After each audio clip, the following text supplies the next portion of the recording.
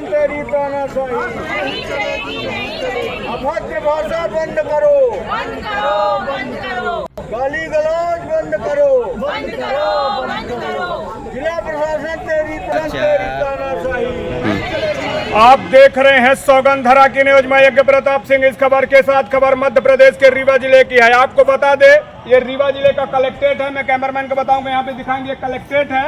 और इस कलेक्ट्रेट में पता नहीं कितने कलेक्टर आए और कितने चले गए, लेकिन एक अचानक कलेक्टर की पदस्थापना यहाँ पर होती है, जिसका नाम है नरेंद्र सूर्यवंशी। आपको बता दें, नरेंद्र सूर्यवंशी को महज 24 या 25 दिन रीवा जिला कलेक्टर का पदभार संभाले हुआ है। पहले ही दिन से उनका जो कार्यकाल रहा है, लोगों के बीच में जाना, उनकी समस्या सुनना और समस्या को तत्काल हल करने का उनका जो तरीका है, जिले के अंदर शहर से लेकर गांव तक हर बच्चे, बुजुर्ग और नौजवान में एक ही नाम है, नरेंद्र सूर्यवंशी का। और हर व्यक्ति ये कहता है कि नरेंद्र सूर्यवंशी का कार्यकाल अगर इसी तरह से रहा तो शायद जिले के अंदर काफी सुधार हो सकता है। लेकिन आज अचानक एक कार्य देखने को मिला।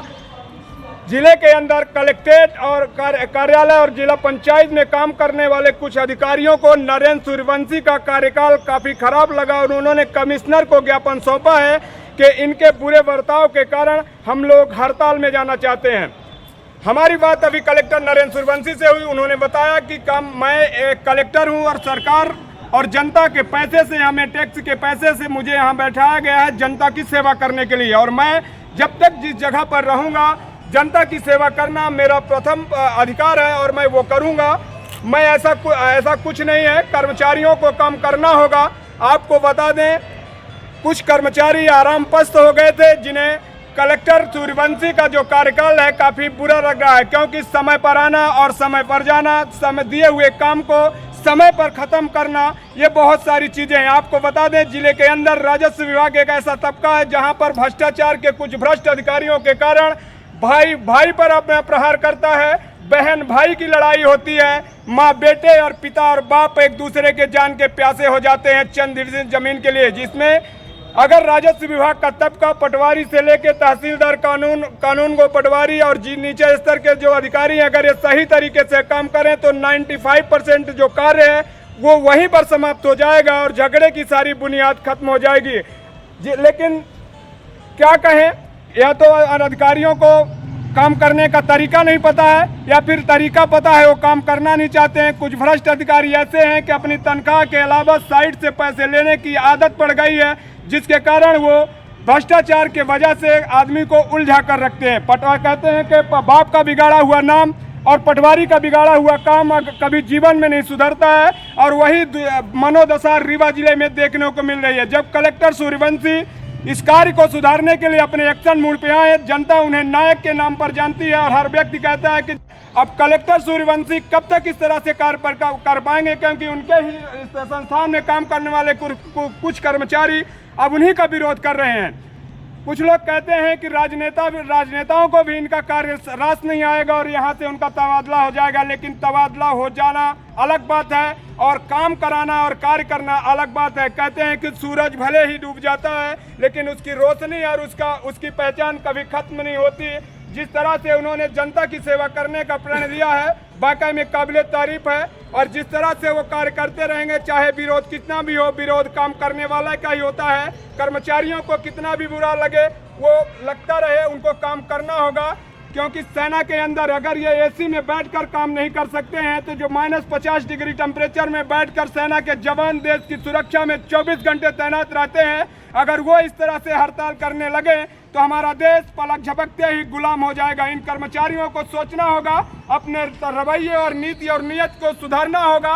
अगर सही तरीके से काम करेंगे तो ना ही कलेक्टर उनको डांटेंगे और ना ही आम जनता को प्रॉब्लम आएगी। ये पद पर बैठे हुए जो नीचे स्तर के अधिकारी हैं, उनको सोचना होगा। मेरा मकसद किसी का विरोध नहीं करना, किसी को बदनाम नहीं करना, लेकिन अगर आप काम नहीं करेंगे तो मैं जागरूक नागरिक, एक पत्रकार होने के नाते खबर प्रकाशित करना मेरा दायित्व है और मैं लगातार प्रकाशित करता रहूंगा। क्योंकि कलेक्टर अपनी जगह पर सही है और उसको जो दायित्व मिला है, जिले का कलेक्टर जिले का मुखिया होता है और जिले के अंदर हर विभाग में किस तरह से काम चल रहा है, हर विभाग को देखने का उसका अधिकार होता है। और अगर मुखिया को सही काम कराना है, किसी को डांटना भी होगा तो किसी को समझाना भी होगा। अगर मुखिया की डांट उन्हें बुरी लगती है जो कुछ लोगों को मिर्ची लग रही है कि हमें कलेक्टर ने ऐसा कहा तो आप अपना काम सुधारिए, कलेक्टर नहीं बोलेंगे। अगर कल अपना काम नहीं सुधारेंगे तो कलेक्टर को अपने काम करना है और काम कराने का तरीका है वो करवाएगा। लेकिन आज सामूहिक ज्ञापन सौंपा गया है कलेक्टर के खिलाफ, जबकि कलेक्टर का जो कार्यकाल है ये आईने की तरह साफ है। लगातार 24 दिन से हम भी कलेक्टर को मॉनिटरिंग कर रहे हैं। पर शुरुआती दौर पर तो ये लगा कि कलेक्टर अपनी पहचान और मीडियाबाजी करने के लिए पहले दिन से हवा बना रहे हैं, लेकिन लगातार 24 दिन एक ही पायदान और एक ही तरीके से काम करना ये स्पष्ट करता है कि कलेक्टर न्यायिक तरीके से काम करना चाहता है। मैं यज्ञ प्रताप सिंह, ग्राउंड रिपोर्ट 0 रीवा। जय हिंद, जय भारत। मुझे भी ये अभी मुद्दा थोड़ी देर पहले नॉलेज में आया था। कल जिला पंचायत की बैठक ली गई थी। जिला पंचायत की बैठक जलगंगा सहोदर के गाँवों में 52वें नंबर पे कल डिस्ट्रिक्ट था। तो जब सरकार की प्राथमिकता का काम है उसकी समीक्षा के में कुछ नाराज़गी व्यक्त करना स्वाभाविक है। वो मुद्दे तो थे, साथ में संभवतः क्योंकि आप लोगों ने चर्चा भी करी उनसे, तो शायद पुराने भी कोई मुद्दे हैं, 6-8 महीने पुराने भी मुद्दे हैं कि किसी को कोई वेतन नहीं मिला, ये नहीं मिला, इन सब बातों को लेकर उन्होंने कहा था और मुख्य मुद्दा उन्होंने बैठक में की बात करी है। तो देखिए, कलेक्टर से लेकर कोटवार तक के व्यक्ति को आम जन के कामों को पूरा करना है, विकास के कामों को पूरा करने का दायित्व हमारा है। कोई काम साल भर में नहीं होता है, छोटा सा काम निर्माण का, तो वो आपत्तिजनक है। इन्हीं बातों को लेकर कल हम लोगों ने जो है एईस पे, विशेषकर एईस पे असिस्टेंट इंजीनियर RES के सब इंजीनियर और ई पे उन बेसिक समीक्षा उन्हीं लोगों की थी। तो एईस और सब इंजीनियर पे हमने कुछ नाराजगी प्रकट की है, जो स्वाभाविक प्रक्रिया है। हम कोई व्यक्ति काम को नहीं कर रहा है तो हम उसको बिल्कुल एकदम प्यार से पपोल के हम उसकी समीक्षा नहीं कर सकते। नाराज़गी तो व्यक्त करना पड़ेगी।